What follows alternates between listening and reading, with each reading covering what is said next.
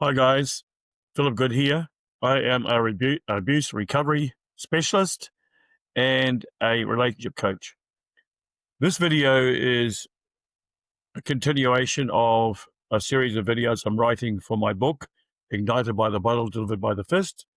So this video is chapter 8, and basically it's called On Our Own.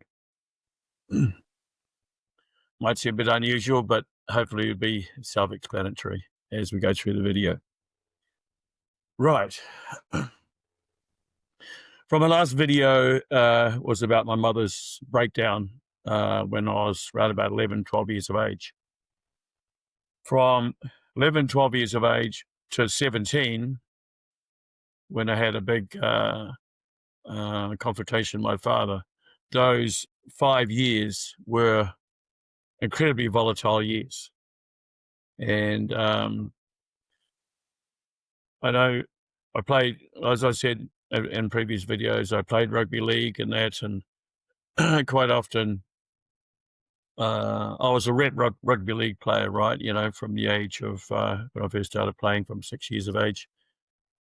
But as I got older, and I was a good player, I would often score 5 or 6 tries in a game of rugby league, and pretty much tackle everybody as well. So my father would often, when he wasn't coaching himself another team, he would come down, bring his workmates down and watch me play.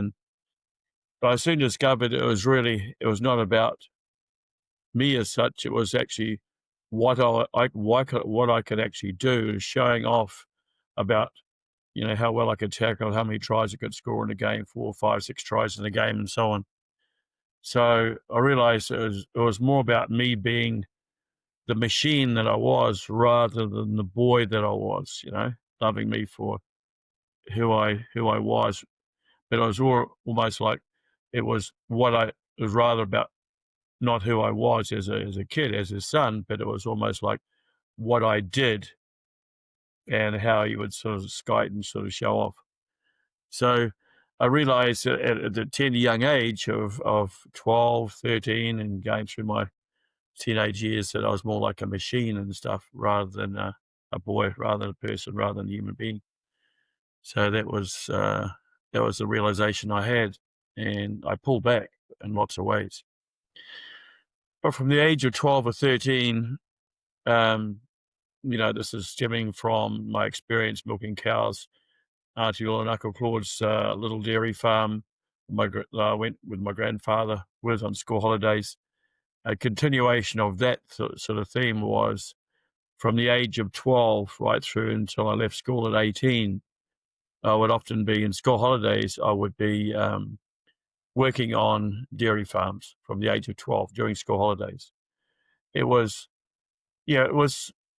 to gain into some independence, you know, was earning a bit of money, not a lot of money, of course, when you're only 12, 13.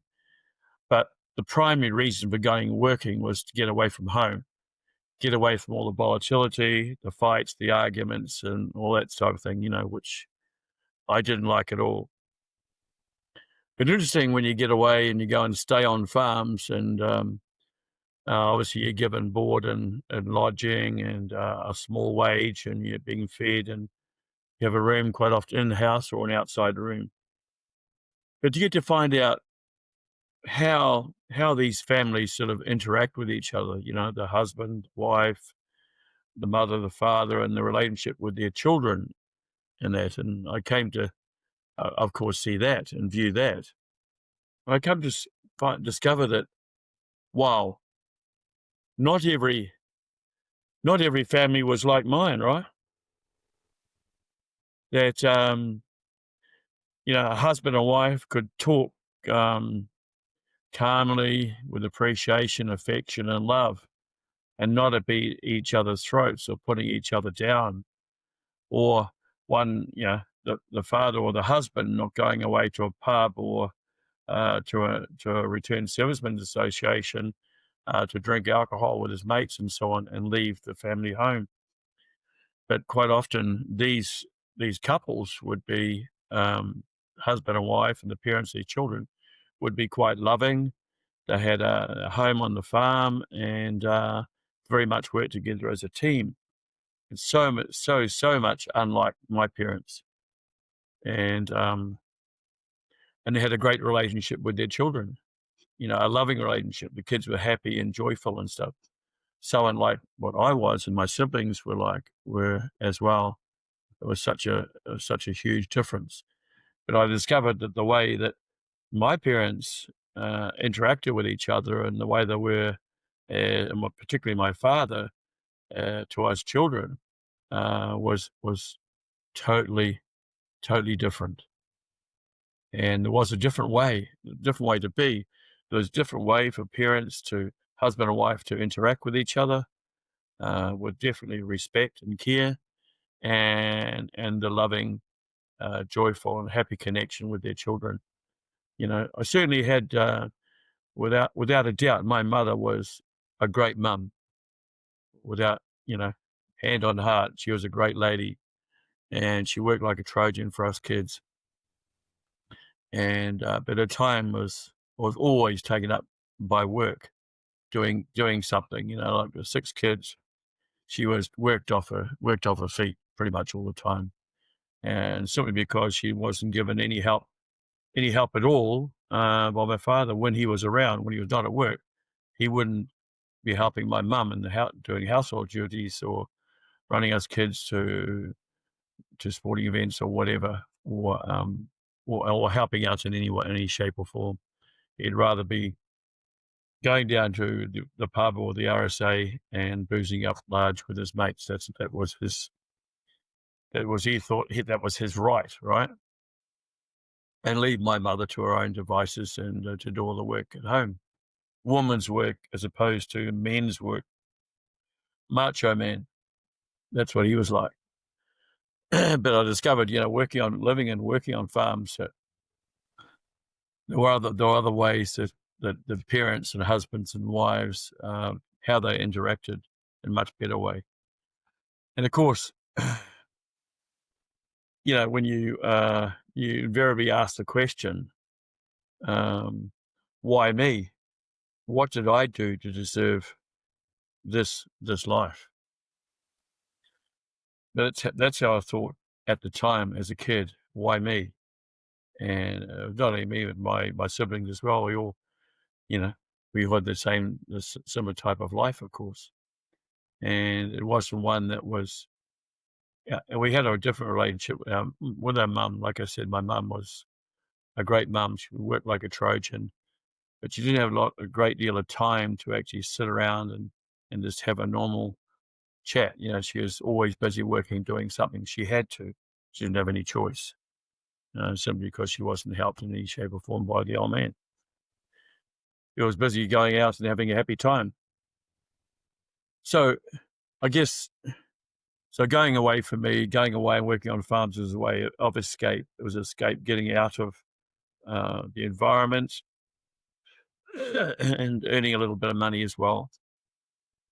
And interesting, when I was 16 years of age, my father lined me up and my 3 brothers, younger brothers, lined us all up and said to us, I want to let you guys know there's no free lunch here, right? If you guys want to buy anything, then you've got to go out and get a job, work for it, save your money and so on. If you want to buy a little car, for instance, when I was 16 years of age, then you go out and work for it, save your money, and buy your own car, because there's no money coming from me. And so he spelt that out to us 4 boys when I was 16. The next brother was 15, 14. The youngest brother would have been 12, 12 and a half. So that was our moment of truth from the old man, if you like. And so under no illusion that there was anything going to be given to us. We had to go out and literally work for everything and anything and everything. So we did that. And interesting, at the same time, the old man, my father, was given everything by his father, like as a kid. And then, of course, he worked with grandpa and he gave, and worked in the business and so on. So, but he was given a lot himself, so but my father to us boys, though, was totally the opposite, There there's nothing to be given, even though my father was pretty much given everything, including a house, a section built for him, brand new car off the floor, all paid for by my grandfather. But my father was totally the opposite. Okay. So in a sense, it was good training for us boys, I guess. We realized we were totally on our own, and whatever we were going to do with our lives, we wanted to buy, it was up to us. We had to go out and work, make the money. And so we did go out and work, and we bought a little car together while we were still at high school. And three of us pitched in and bought a little car together. And with that, we could escape from home and at the weekends and stuff like that. And it was great. My grandfather, my mother's father and mother, had a batch at a beach, and just a few kilometres out from where they lived in the Whangaroa Peninsula up in the Hibiscus Coast in north of Auckland. And we used to go and stay at the batch, and we had a little boat, and we'd go and set a net and so on, and catch fish in the net and things like that. So, but it was always things that we did on our own. Our father wasn't in the picture; he wasn't around. Even when he had time off, he didn't want to spend it with us. He would rather spend it with his mates, drinking booze and so on. So that was what our lot was like in life.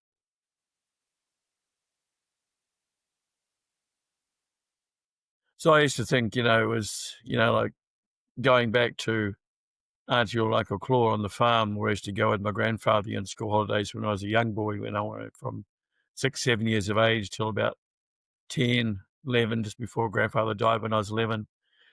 In those few years, used to go and stay in school holidays with grandpa, with Auntie or Uncle Claw on their farm and commercial poultry farm and so on, and had a terrific, terrific time there, but a really happy time.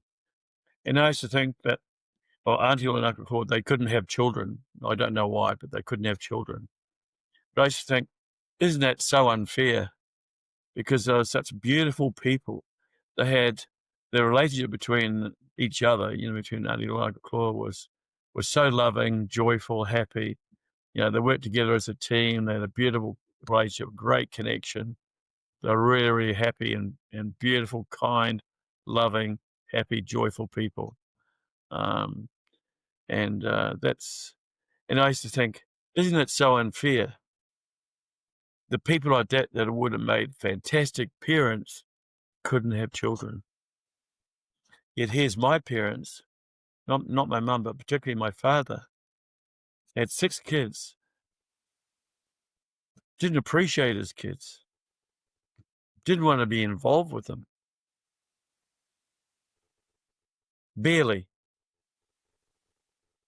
It is almost like, and quite often you self-reflect as you get older, and I did, and particularly being the eldest of 6 kids, I certainly did. I come to realize, a bit later on in life, when you self-analyze, you go back over your past history and stuff, your growing up years, and I realized that my father never wanted to be a father. He wanted sex with my mother, but he didn't want the responsibility of the result. That is, the children that resulted from sex with my mum. In other words, he didn't want to be a father. He wanted sex, but he didn't want the aftermath, the children that came from that. And yeah, it was pretty. It was when you think, when you become, many years later, when I became a dad myself, I couldn't really understand that, because I was so overjoyed when I had my first daughter, when I was 24 years of age. 24 years of age, both I and I were, when I had a first child. And we're just so overjoyed and so in love, such We totally unconditionally loved our little girl, our little baby girl, as we did our other 3 children. So I could never understand my father, you know. Um, but, you know, for me, getting married to my wife and learning about really what love was, and she teaching me that I was good enough to be loved and so on. And then having a child pretty much at the end of the same year that we got married. We had a child soon, sure, but it was just like it was great for both of us actually, because when you see your little baby being born for the first time, you just have that uncontrollable outpouring of unconditional love. And from that point, I'd self-reflect with my father, and I couldn't understand. Yes, I was first born, and I couldn't understand, and I still can't understand. And now I'm 72 years of age right now, and I still can't understand how a father can go bang and knock his 11-month-old son out of a high chair and send him flying across the kitchen and dining room floor in a fit of rage after a drinking session.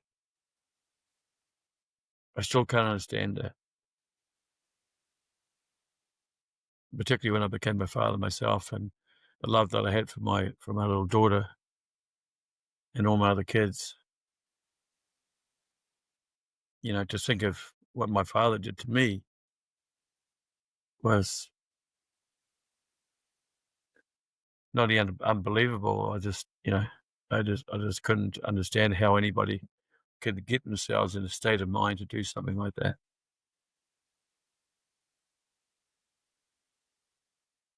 Anyway, because I'm here presenting this video to you guys, obviously I survived, right? And yes, I didn't survive. I didn't survive, but I thrived. But anyway, that's another story for another video. But in all these videos, this is the number 8. All these videos will probably be condensed into shorter chapters in a book that I'm going to write.